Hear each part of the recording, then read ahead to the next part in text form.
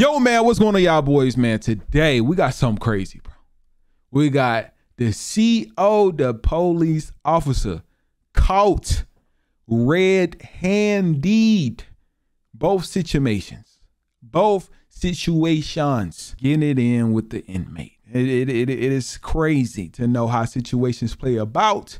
But we finna watch it right now and see what's going on, man. Make sure if y'all enjoy this video, you give it a huge thumbs up. Let's get it, let's go. This is Charlene O'Banion, a prison officer being accused of sleeping with an inmate. You felt me, I was like soaking through my clothes.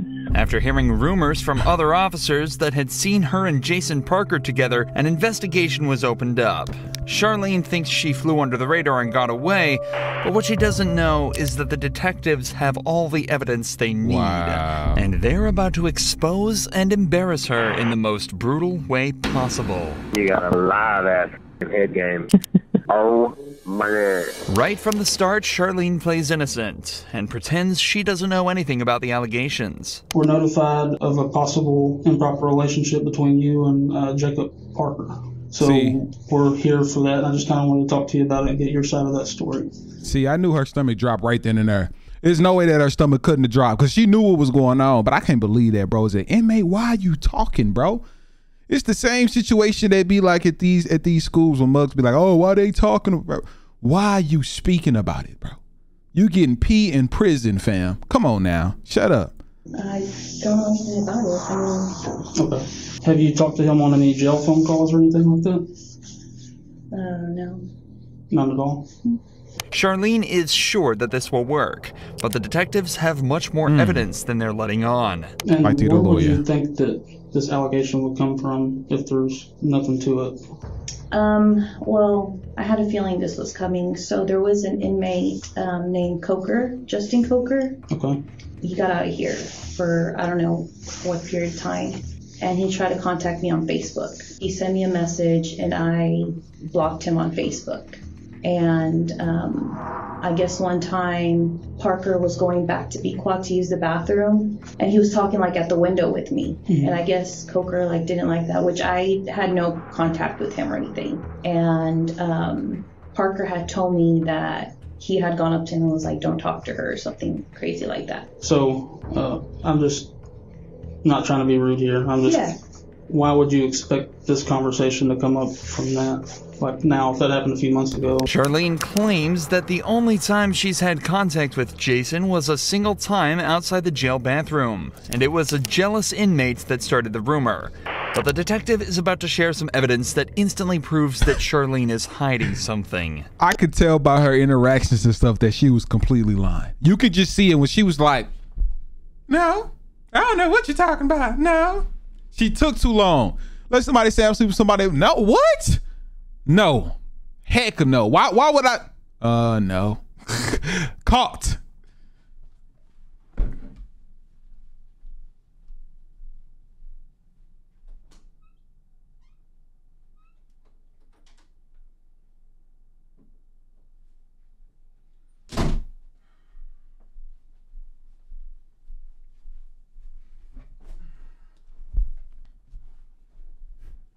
I don't know exactly how it started, like who it started from, but I was told that it was brought to somebody's attention, and then we looked at jail calls, and there's jail calls between you and Parker, and all that stuff's recorded. So I don't think you're being completely truthful. Well, I kind of know that you're not, and I'm not trying to be rude when I say that. Yeah, no. I'm just kind of trying to lay it out on the table for you.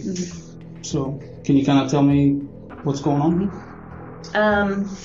I guess a few years ago, we talked, and then I ended up here, and then he ended up here. I didn't know he was here. I didn't it wasn't anything like that. Apparently, Charlene and Jason knew each other before prison and messed around before they both ended up here.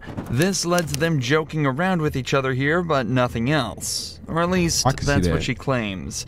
In reality, the cops have recorded phone calls from inside the prison that tell a completely different story. So what about some of these phone conversations? No, not here or the phone. I just mean conversations y'all are having on the phone. No. Wow, she thinking of these lies on the spot. She cold. Like sexual?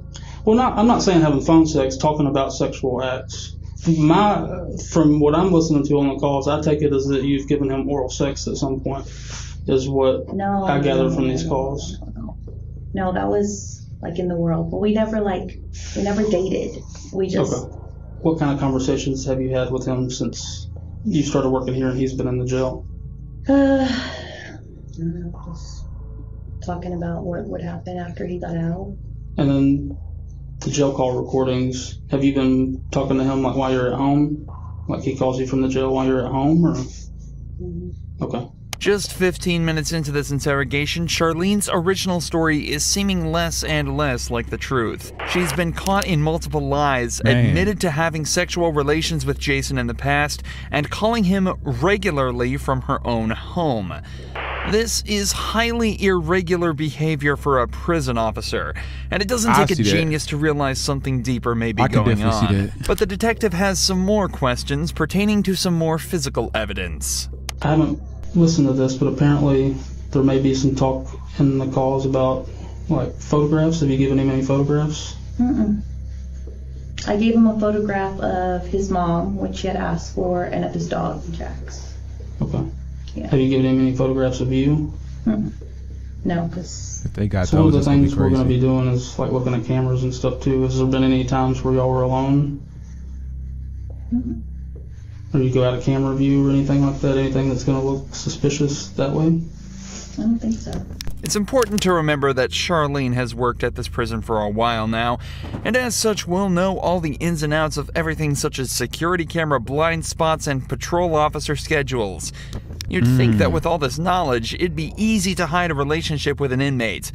But it seems that she forgot about a few vital pieces of information. Not least the facts that all phone calls placed from the prison are recorded. But thanks to the detectives, she's about to be reminded of this fact in a devastating way. Hey, baby. Got that. Baby, guess what? Two vital pieces of information. Not least the facts that all phone calls placed from the prison are recorded. But thanks to the detectives, she's about to be reminded of this fact in a devastating way. Hey, baby. Got that. Baby, guess what? What, babe? I just won the blackjack game. Yay. I just won $30. I got a lot of stuff to clean and get rid of before you come home. I'm just kidding. Yeah. I'm just fucking with you. I was trying to make you think I have all these secret things. Yeah, I bet you do. What? What? What? What do you mean? I don't know. You probably got this weird sex swing hanging from the ceiling. Kenneth probably thinks it's a swing set. Oh, if I had that sex swing, you better believe I'd leave that sucker up for you. Would you really? Hell yeah. You'd let me put you in it? Yeah. With a gag ball and everything? Yeah, babe. Listening to your own voice can be bad enough for some people, but listening to your own sexual phone calls in silence with two detectives in the room as you realize you've just been caught red-handed has got to be worse than any prison sentence there is. However, with the language they've used so far, there's no evidence that the pair have actually engaged in any sexual acts. But that changes quickly as Jason begins to directly incriminate Charlene on the call. I just want you to look at me sometimes and be like, damn, my woman's fine.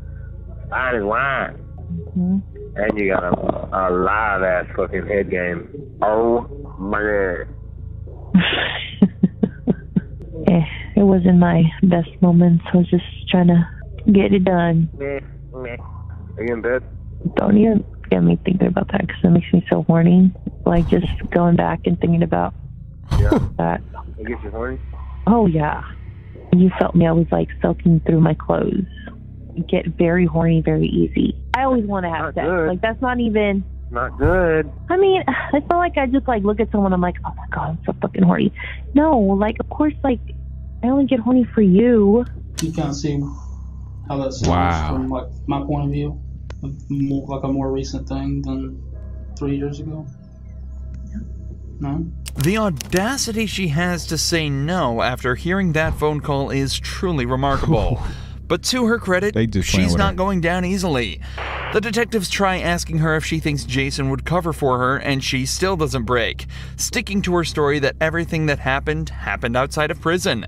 Technically, this story could still be true with this phone call, but it definitely is odd for the couple to be recounting events from over 3 years ago in such detail, especially when earlier she struggled to remember any details about their relationship. You talk about how profound this was, like just giving him this blowjob was, but you like don't remember anything about it. It's like telling me something, but you're having trouble coming up with details about it. You know what I mean? Like if it's that profound. I mean, I gave him a blowjob. How do you describe the blowjob? I mean, is that? Well, what I you want to know do? like about the blowjob. I'm just so if this is a factual thing that happened 3 years ago, I feel like you would kind of remember some stuff about it. Like I mean, like we said in the car, Like when I asked you who was there, him of course, like when y'all met or whatever, and then when I asked like who else, you said it was like a bunch of friends.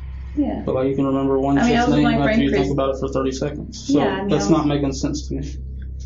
You seem to have blanks in your memory when we get to certain details, but you remember being groped in the blowjob from 3 years ago. I find that hard to believe. Okay? This is your one chance to be honest with us. Yes. Once we get up and walk out and we're done, we're done. Have y'all had any inappropriate contact, whether it's groping, blowjobs, vaginal, anal sex, anything, hand jobs? Yes, I am being vulgar to get a point across. Yeah, no, it's not. None of that. Just as the detectives say, things really aren't adding up. Yet she's still sticking to her story. Or at least she was, before a switch flipped and she said this. And what is it? I might have given him a blowjob. In the back part of the decoy? Okay. How long ago was that? I don't know. 2 months ago. The secret.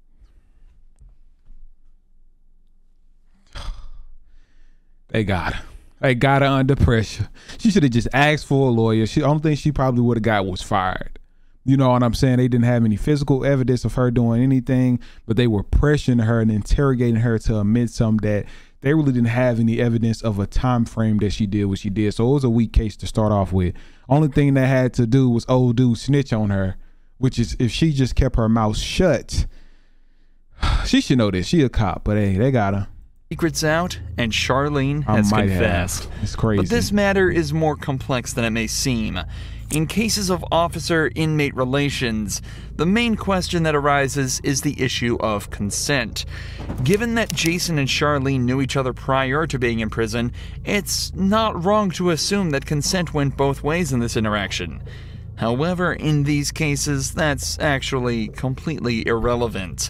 According to a 2005 report, federal law criminalizes all sexual relations and contact between prison staff and inmates, and that all sexual relations between staff and inmates are considered abuse, even if the act would have been considered consensual if it occurred outside of a prison. This is because of the huge amount of inmate abuse that was observed in prisons. In 1996, it was estimated that between 12 and 14% of all prison inmates had been sexually assaulted, and the officers were rarely punished. So to prevent this, a zero-tolerance policy was introduced to try and prevent abuse towards inmates.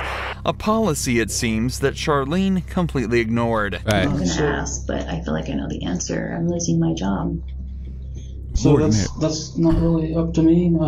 Internal Affairs is aware. Investigation is separate from ours because it's two totally different things. So yeah. What kind of charges?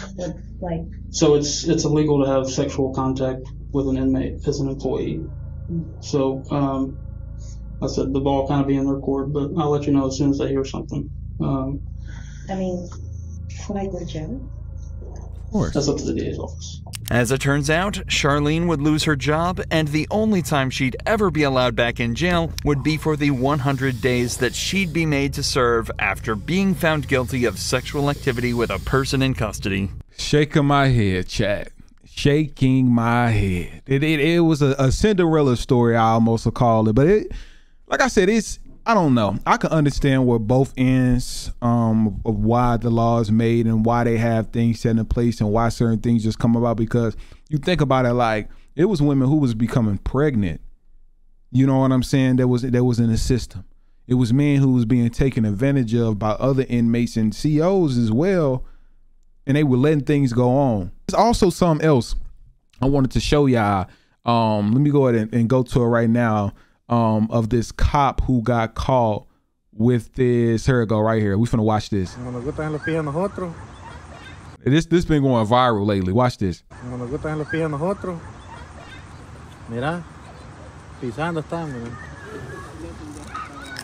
And she black too. A Maryland police officer is caught kissing on the job and sliding in the back of his marked squad car with the same woman. And in the back seat too, is crazy.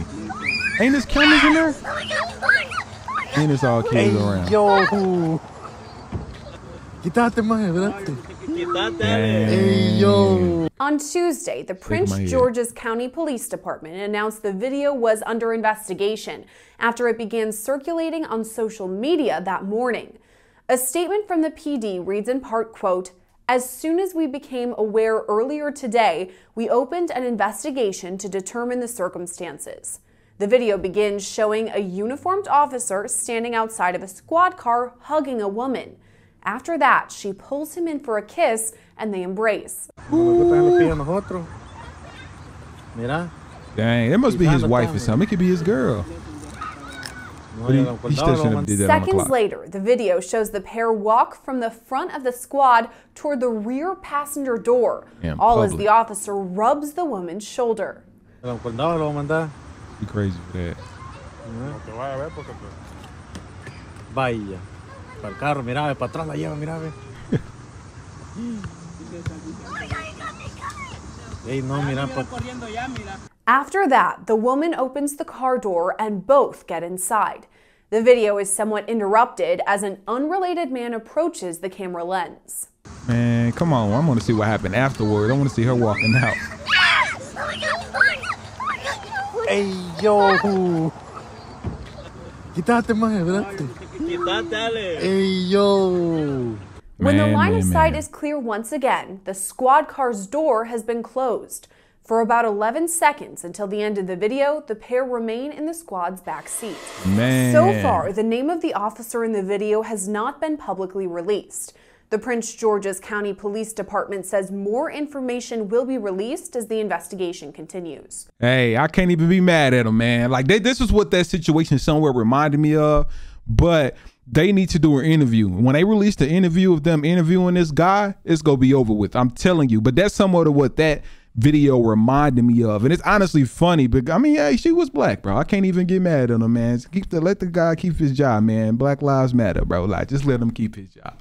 He ain't do nothing. It might be, honestly, might be his girl. But I mean, if he was on the clock, I could understand. But if he was getting off shift, come on, get him, man, some break. But they still go get him, because if they did something publicly, they can still see everything, because cameras inside the actual car. You know what I'm saying? How did he close? Wait. If he closed it in the inside, there's no door handles on the inside of the car. So how was he able to get out? That's my question, because on the inside, I know a lot of y'all probably know, on the inside, there is no door handle. So if he locked himself inside, they possibly couldn't get out. You know, they don't really know what's going on, man. But make sure if y'all enjoy this video, that you give this video a huge thumbs up. And hey, subscribe, man. We out. I love y'all. Let's go. Let me know y'all thoughts down below on this situation. What you would have done if y'all was both. You know, you got the girl with the guy, you got the guy with the girl. So I need both inputs on both sides of this equation here. Let's go.